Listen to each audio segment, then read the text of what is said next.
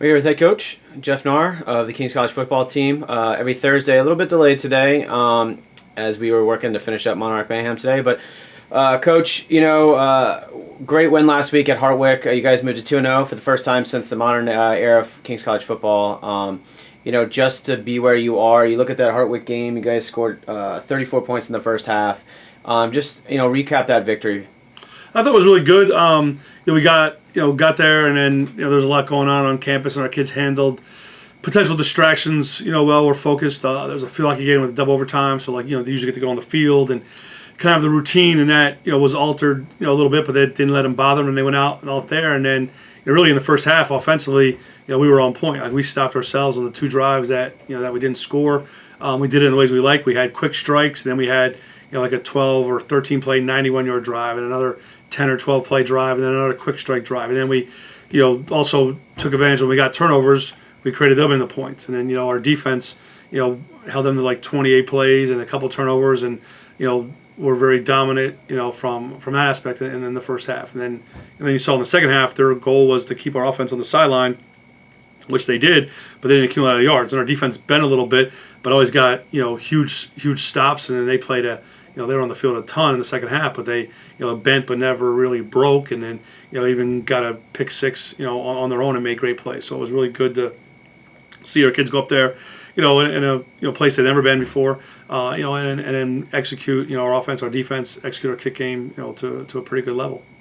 Coach, for the second straight game, you hit a long bomb to Gabe for a touchdown. What kind of threat, and we talked about it a little bit, but what kind of threat is it to have that vertical passing game, especially when you have such a good run game? I mean, it takes the pressure off the run game. It's hard to go overland 4 or 5 yards a clip to go 60, 70 yards. So, and then when you recognize that defenses, again, are trying to stop JD, which is easier said than done, but they pack the box. They're daring you to high risk, high reward type of deal. So they're daring you that you're not going to miss on a deep threat from there. And then Gabe's a very good athlete. We have other athletic kids that can make those home run type plays and stuff from there. So when you get that, now that makes the defense then now they can't do pack the box and things, and it loosens them up and softens them up, and then it makes it easier to run the game. And which is kind of the two games we've been able to execute that, and it showed in that we've had quick strike drives and then methodical drives down the field, and then you can continue to have that balance. Then your offense is hard to stop. Coach, you talked about the run game, and JD, player of the week in the conference, 3 touchdowns, one through the air, and actually 3 on the ground. All 3 from outside of 20 yards. I mean, what a player you've got. I mean, just talk about Jordan, and we continue to talk about him, but just what do you continue to see out of him? I mean, again, he just his play is elevated from there. I mean, he worked really hard. He improved his running form. I mean, obviously he's a tailback. He runs well, runs fast, but he's just smoother. He looks faster. He's taxed the weight room. From there, he's always had that desire. Most when you recruit tailbacks and you tell them you have to pass pro here, they look at you like I don't no idea what you're talking about. He embraced the non-glorious parts of being a tailback. And then he's also he's a great teammate. He's cheering on his teammates and supporting them and helping them in any way. And then the other thing is, again, he always could catch the ball. He's had 24, 25 catches the last 2 years, and to be able to get him out of the backfield is really good. And then his vision, because some of those 20-yard runs, like he saw something with the defense, and that shows experience from there. He got the ball, saw that the whole truly was there, everyone else was really there, so utilized the offensive line that way. And then our receivers did a great job blocking him, and he ran the ladder, and one of his touchdowns there. So that's something really you can't talk, that comes with experience, understanding how to prepare through film study, practice, and seeing what a defense does. And he saw that, hey, they're giving me this, and I'm good enough to take it, and he did. So his play is just getting better from last year, and it's better and better every week, which is why, again, he's a 2-time All-Conference player and a potential All-American guy. Coach, when you look at, obviously your offense goes kind of as your offensive line as well. I mean, your offensive line is played well so far. Talk about those guys up front and how they've improved and kind of came together, considering you've got a couple new starters on the offensive line. Yeah, we thought we did a pretty good job with Moravian, and then we thought our physicality was much better. This past Saturday, I mean, we were knocking guys on their backs and had some really crushing hits that you can almost hear the gasps of the defensive line when they got hit. From there, they're running their feet and just being a little bit more physical. And it was led by Schwartzy and Damiano, the two single-digit guys, seniors. Kind of led that with the physicality there. Damiano was the highest graded guy. From that standpoint, but Trevor Brown, in his first year as a starter, come back has played very, very well. Shire was banged up in preseason, and he's getting healthy, and he played better and played more. Santiago's getting better every week. Since he took over at the halfway point last year. From that deal, and then Matt Evans, as a sixth guy, he was hurt most of last year, but worked hard in the spring and had a great preseason. And when he gets in there, he brings a physicality to it. So we saw the physicality of the whole unit kind of rise up another level, and then we saw them, trying to be physical. Even if they went to the wrong guy, they at least being physical there, because they have the understanding that they're blocking for such a special tailback that they don't necessarily. It doesn't have to be perfect. They get in someone's way and they're physical in there and they create seams, little cracks, little holes here and there. JD's going to find it. Coach, moving forward to Saturday homecoming here at Kings, and you guys get Lyco at home. One of the longest rivalries of any school that Kings plays, and all the games seem to just be exciting games with Lycoming. Just to talk about what you see out of them. I mean, again, they're a physical, team. So they'll be the most physical team we've played, to date. So it was good to see their line with the physicality last week, but they got to be able to bring that and then some.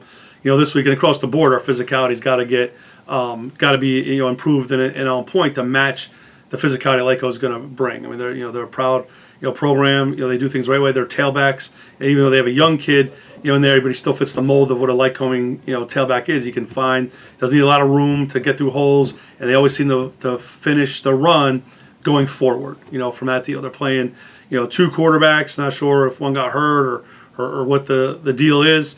But they can move around. They have mobility. They can be in the pocket. They love to sprint out and get to the edge and throw things there. The receivers as a collective group are very, very good. So they can spread the ball around to them. They always have a big tight end. They have a veteran O line and defensive line. Like I've said it since I got here and watched them from 2010-11, and then it's been true every year. If you want to teach kids how to play the D line, put Lyco film on because their D line is extremely well coached, and it starts there because if they can control our O-line where it wins, and then they usually have success, and they've been able to do that for a long period of time. Their linebackers are tough physical kids. They got returners in the secondary with some veteran experience and athleticism back there. Their kicker leads the conference in touchbacks with 8. The punter's pretty good. So they're a good solid squad with a deep rich tradition in the MAC, and it's a great rivalry, like you said. We enjoy going there, enjoy playing them, and again, my 10 years here, 9 years, the games we played have all been down to the wire type games. Here with head coach Jeff Knarr of the Kings College football team every Thursday, normally at 11, today at 2 o'clock. Coach, when you think about homecoming, obviously it should be a big crowd, a lot to kind of go around that game. What does it mean to have this game for homecoming, to have everyone back and the crowds cheering for you, and how important is it to you guys as coaches and then also to the players?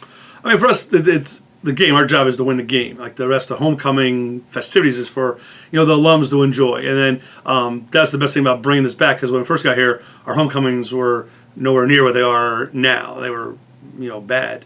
To be honest, and then that's changed dramatically. Where now, people come back and they're like, we've always wanted an excuse to get back and get together with our buddies, and now homecomings allow that to happen, and they tied in the reunions with it, and it's just taken off. So it's awesome to see people come back, to Kings and then have a great, catch up with friends and enjoy the day. Get to see, a football game and see other athletic events that go on homecoming, and some of the other activities that that are put on there with the Pints with Professors and some of the golf tournament, some of the other things that they have. So it's been a great weekend that's expanded. That's been able to connect, Monarch Nation, like when they leave here after 4 years, be able to get them to come back to campus, stay connected, with their fellow classmates and their year they graduated, and with the current kids here and the current way Kings is going there. So it's always exciting. We've had great crowds, and knock on wood, we've had tremendous weather for our homecoming games, and hope that to continue. And we know we'll have a great loud crowd, and if it's anything like it was for the Saturday night game with Moravian, it'll be a tremendous experience for our kids.